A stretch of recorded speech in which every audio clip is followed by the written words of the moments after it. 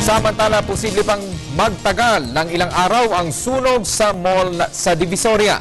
Kaugnay nito, ilang pagsabog din ang naitala sa ikatlong palapag ng gusali. Naitong ulat ni Joseph Parafina.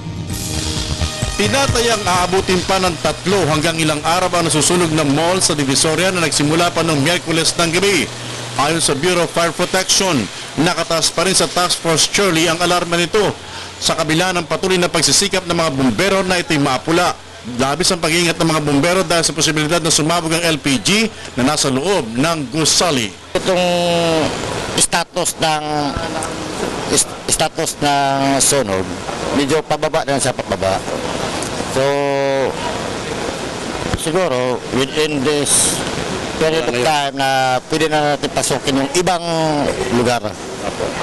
So, kaso lang, yung mga area na may buhos ng init, medyo nahirapan yung mga bumiro kasi unang-una kulang tayo sa set content breathing apparatus or ECBA. May ilang pagsabog ding naitala sa 3rd floor ng gusali ngayong araw na ito. Hinala naman ng mga otoridad, mga liquefied petroleum gas nga.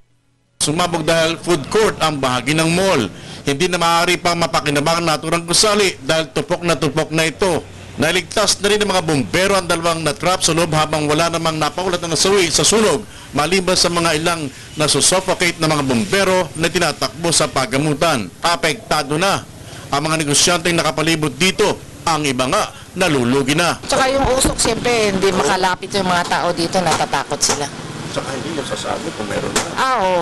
Inabutan naming mangiyak-ngiyak ang aling ito dahil ang kanyang bodega ay nasusunog ngayon at mukhang wala ng pag-asang maisalba pa ang mga nakaimbak doon. Hindi ko naman nakalaing magkaganyan. Dati nasusunog naman kami pero hindi ko makalat ng ganyan.